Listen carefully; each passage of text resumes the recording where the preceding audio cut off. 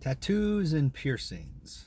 Uh, so most who have tattoos and piercings, let me just say this straight away, um, don't have personality disorders.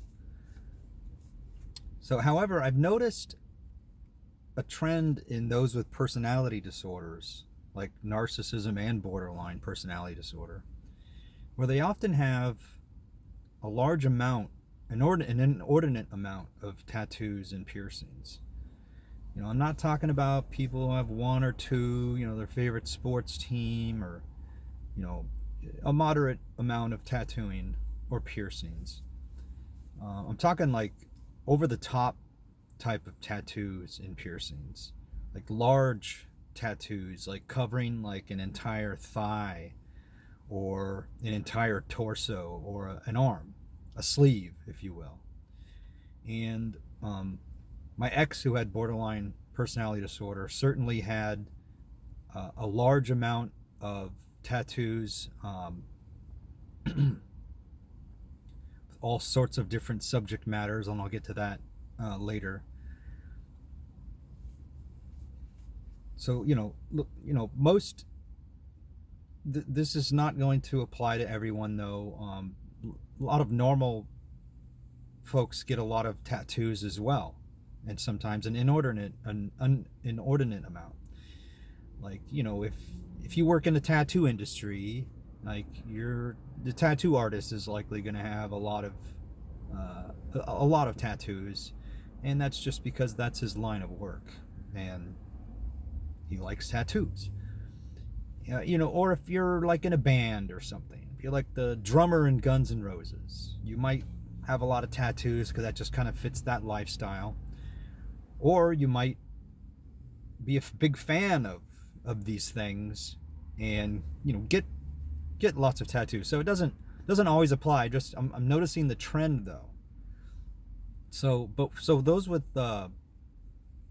mental illnesses like personality disorders, the abundance of tattoos. I have three theories on why they get them.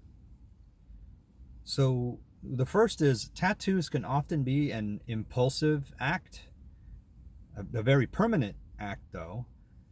But it goes along with the impulsivity that happens in different personality disorders, and especially borderline personality disorder, like my ex.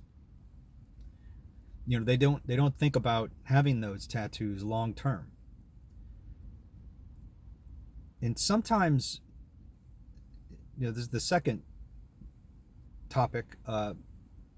Sometimes tats can give an outward view of maybe the darkness that's and the anxiety that's underneath.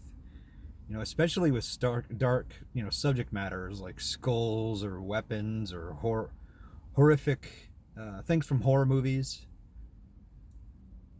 My ex with borderline personality certainly had several of those.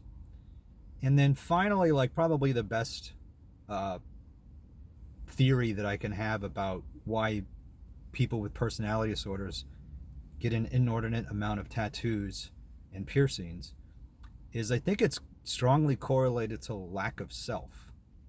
Like, basically their body is a blank canvas because they're essentially a blank, hollow person due to their disorder. And I think tattoos are they're an attempt to maybe exude a personality or have some kind of identity. And that's why many go so far with their tattoos.